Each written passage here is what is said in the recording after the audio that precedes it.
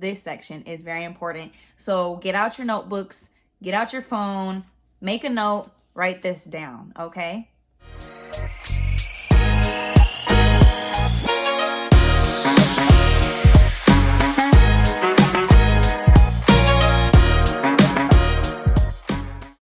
Hello everybody, it's Jazz and I'm back with another video for you today. Today's video I'm really excited about because we're gonna start to dive into one of my main content areas that I'm gonna feature on my channel, which is holistic health / wellness. This video idea was actually the very first video idea that I came up with for this channel, so I'm very excited to film this video for you today. In addition, holistic health and wellness is just an area that I'm very passionate about personally. So I'm really excited that today we're kind of starting to just dip our toes into the waters of what holistic health and wellness is. There's just so many areas of it and so many things to talk about. So today we're just gonna cover the basics, like what it is, and I'm also going to offer some advice to nursing school students that I think can really apply in different areas of holistic health. But this advice can really apply to anyone. I sat down and thought of advice with nursing students in mind, but when I went back and read over all of it, pretty much everything can be applied to like any person or any life situation. So even if you're not a nursing school student, stick around for the advice and learn about holistic health and wellness, because a lot of this probably applies to you and can still be helpful as well. So I know that vocabulary lessons and word definitions are not all of our favorite things. But in order for us to kind of get the intro into holistic health and wellness, we do need to go over some definitions, but these are kind of some interesting definitions to explore. So let's get started. We're going to be talking about health.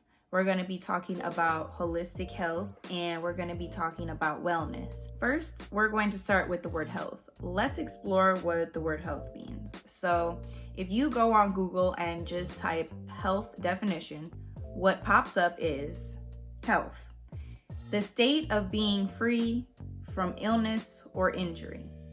Which that makes sense, right? If you think about somebody who's healthy, you'll probably think about somebody who is not sick and they're not hurt, so they can go about their activities of daily living and get the things done that they need to do without much problem. I would like to add though, there is a little second bullet point underneath, and it does say a person's mental and physical condition, which I like that how it also points out the mental. In recent years, our awareness of mental health has increased a lot, but I feel like there's still a long way to go.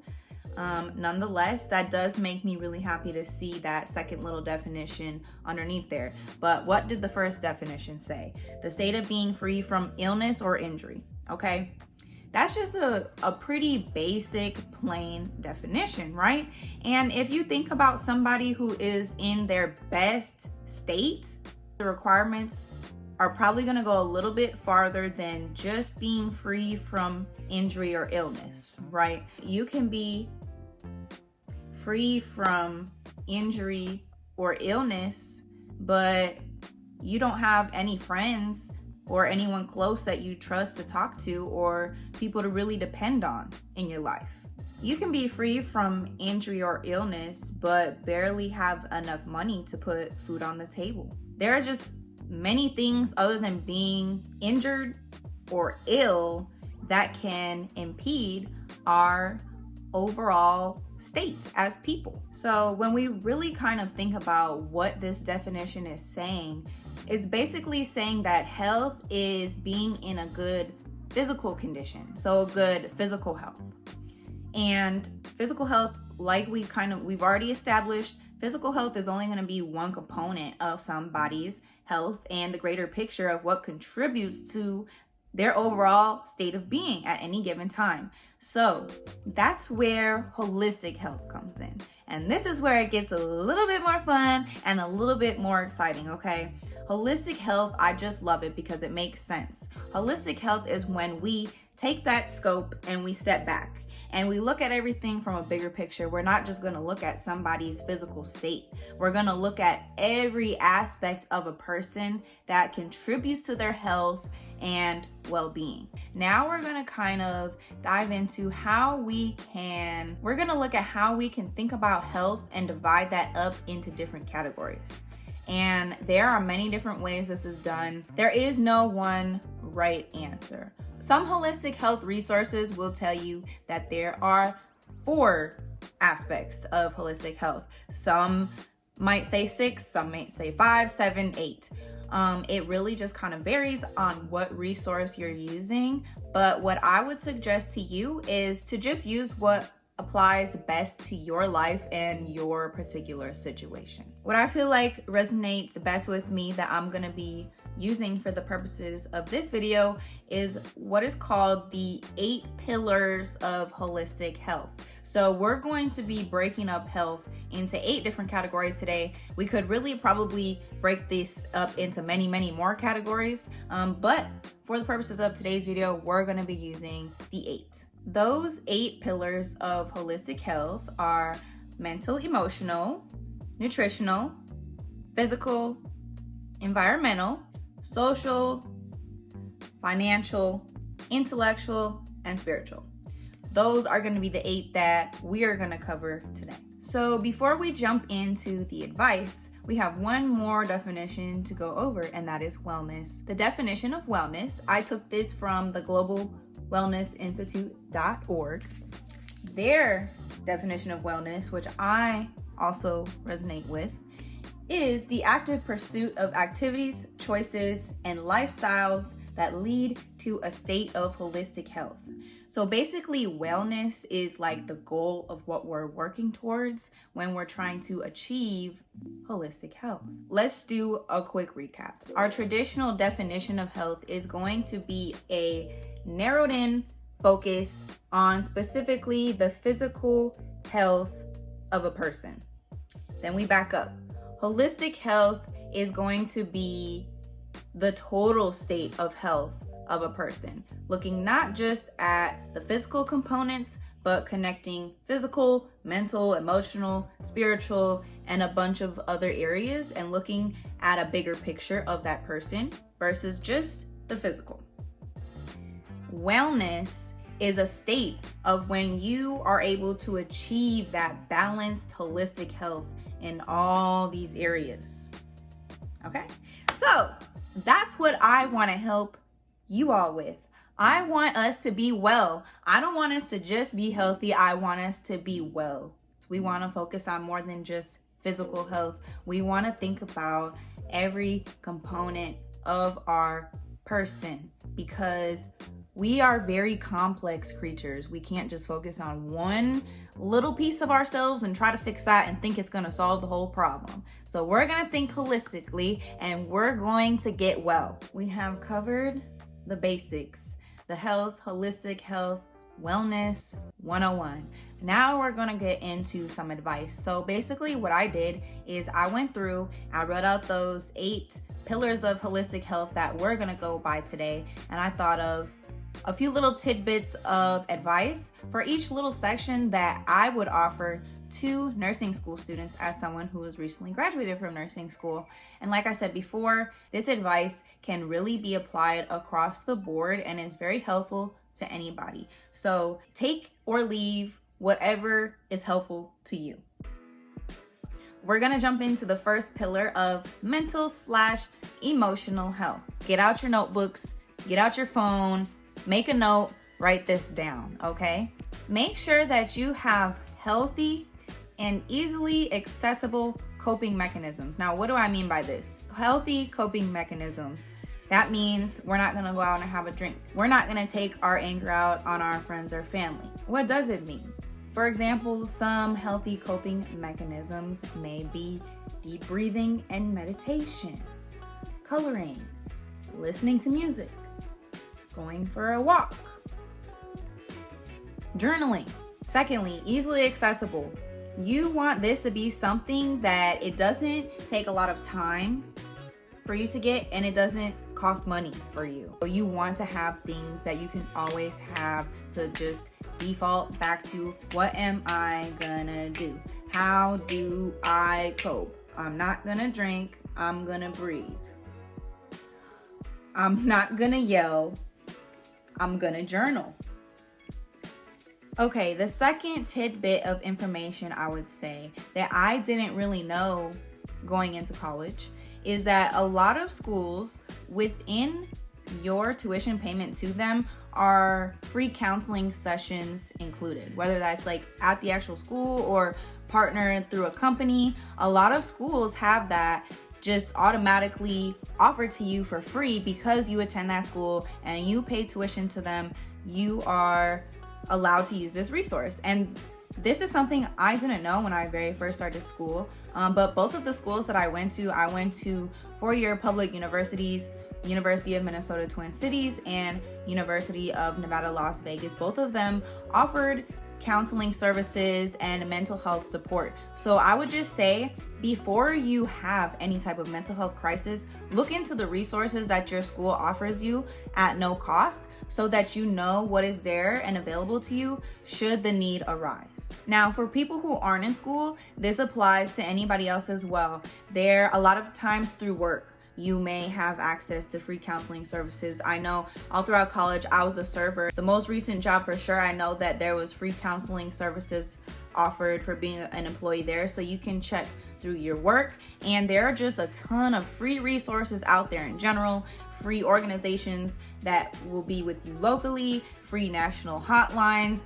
There are resources out there for you. So I would just say, make sure that you are researching these things before you need them. It's important to know about these things before you need them, because when you're in crisis, it's gonna be hard to problem solve and try to think, who do I go to and what can I do? If you already have this in mind before you go into a crisis situation, you're gonna be prepared to deal with it immediately. The last advice I'm gonna say, and this is cliche, but it's gonna be practice resilience.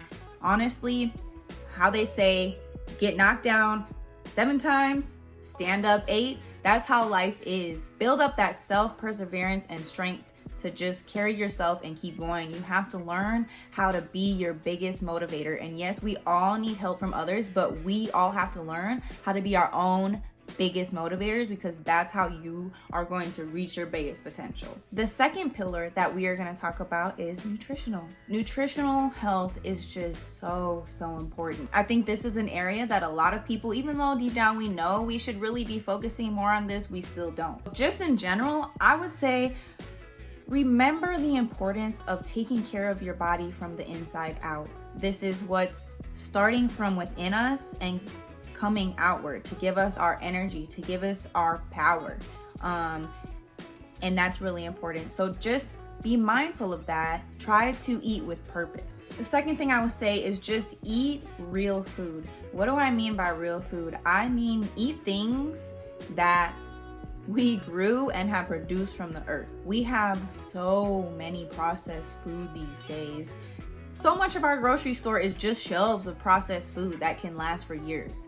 That's not real food. That's food that we made. So one easy little tip of advice, if you're trying to eat healthier, just eat things that are real. Eat things that came from the earth, that the earth gave to us. And lastly, whether you're in school or not, we all lead busy lives. And one of the top excuses for not taking care of yourself nutritionally is, oh, I don't have time to cook, or I don't have time for this. It's time.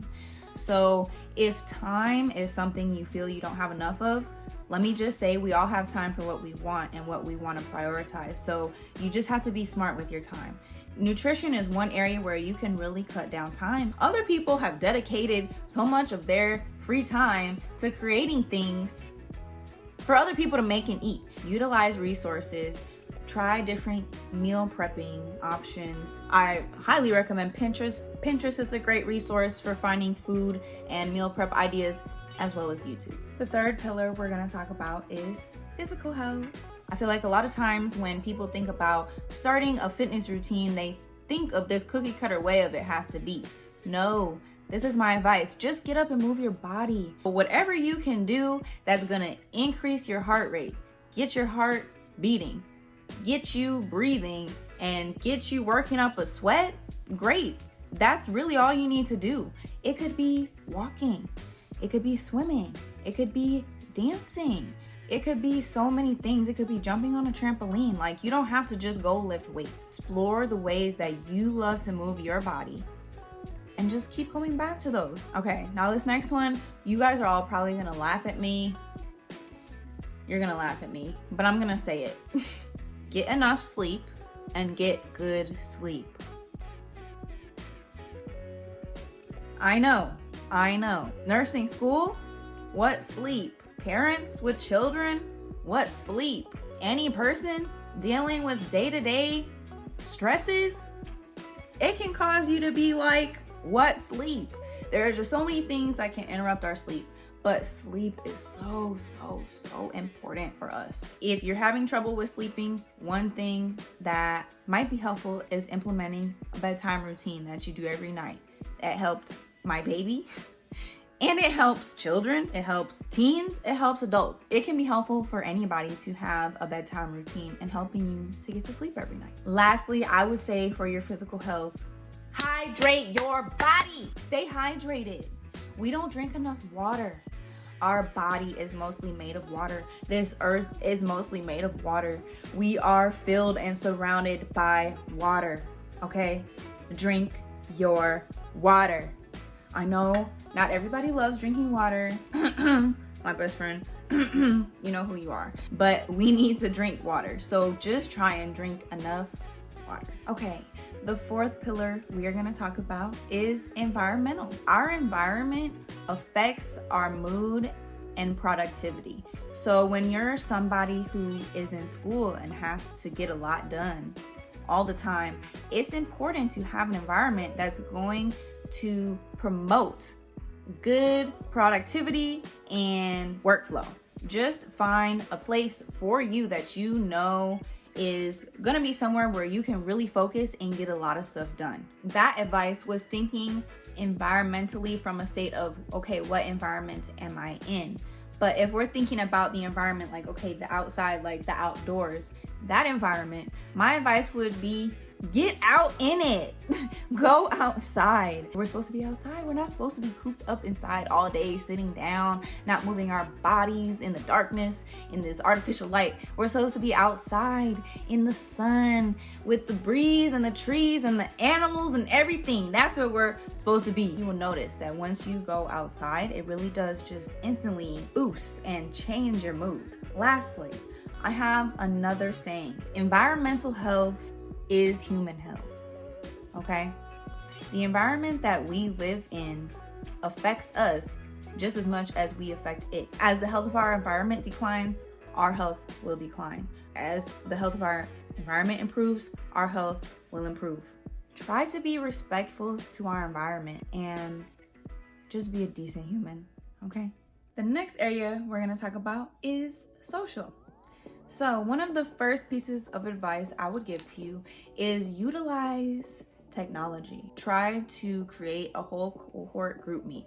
At both of the schools I attended, both of my cohorts created a group me in which pretty much everybody in our class was in it. That way, if anybody had some type of question, usually somebody knew the answer. It was very helpful to have that huge group me to communicate as a whole cohort when we needed it and spread information to everybody very quickly. Another piece of advice I would say is don't be afraid to try and suggest like group events that your nursing cohort could do. There are just so many activities that you could do as a group that would be so fun to help build the camaraderie between your cohort. You'd be surprised at how many people actually want to go do stuff like that. Utilize groups that are already provided to you. So whether that's lab groups or clinical groups or just group project groups, groups that you're put into already are an easy way to be exposed to learning new people. So take advantage of those groups and really try to talk to different people when you're working in different groups so that you can kind of find people that you really click with and build your friend group from there. And then I would say lastly, no matter how busy you are, make sure that you make time to go and spend with those that you love, because being around those that we love is so important. It really helps to just be around people that you love. The sixth pillar we're going to talk about is financial. Now, my advice for this category is going to be a lot of advice that's ahead of time, because when you're thinking of finances, you kind of have to think ahead of time. The first thing I would say, when you're preparing for school, think realistically about how much or little you can and plan on working during school. The second thing that you're gonna want to do is think realistically, how much money do you need to get through this next amount of time? You need to go ahead and figure out how much money that is. Once you figure out those two things, how much you're gonna work and how much money you need, you have to figure out, okay, if there's a gap and money I need to cover, do I need to take out a loan? And if I do need to take out a loan, how much do I need to take out that loan for? Or do I need to apply for scholarships? And how much money in scholarships do I need to be awarded, etc. The last thing I'm going to say is you have to be realistic about how much money you can spend. If you're trying to work the least amount of time as possible, then you have to be really cognizant about how much money you're spending and how much money you can spend and should spend. The next area we're going to talk about is intellectual. And the first piece of advice I will offer to you is don't let nursing school make you feel like you are incompetent or less than. A few moments don't define your intelligence. So just keep getting back up and don't let nursing school make you feel too bad about yourself for too long, because it's gonna make you feel bad about yourself at least a couple times. The second piece of advice I would offer is don't be afraid to try different study methods. You might have to really kind of go through trial and error for different methods and see what works best for you. And what method works best for one class might not even be what works best for another class you're taking that same semester. So you might have to have different methods of studying for different classes that you're taking at the same time. Lastly, I would say just remember that conceptually, everything in nursing school builds. So as soon as you don't understand a concept, you want to go ahead and get help so that you do understand it, because there's going to be more and more concepts that just keep building on that one. You don't want to be stuck back learning a bunch of information because you didn't really ever get the concept down the first time. Back learning is a lot. Once you have to start doing that, you're behind. It's easy to fall behind in nursing school because there's so much to do, and then once you fall behind, it's hard to catch back up. So just try to get help as soon as you need it. Okay, and finally we have made it to the eighth and final pillar we're going to talk about today, which is spiritual.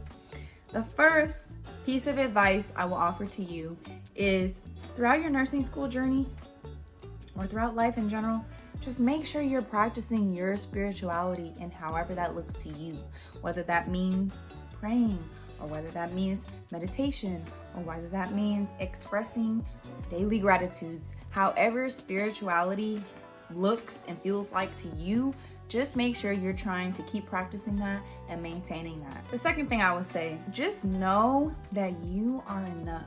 If you have to write down affirmations, if you have to record yourself saying it and play it over and over again, whatever you have to do, make sure that you know that you are enough.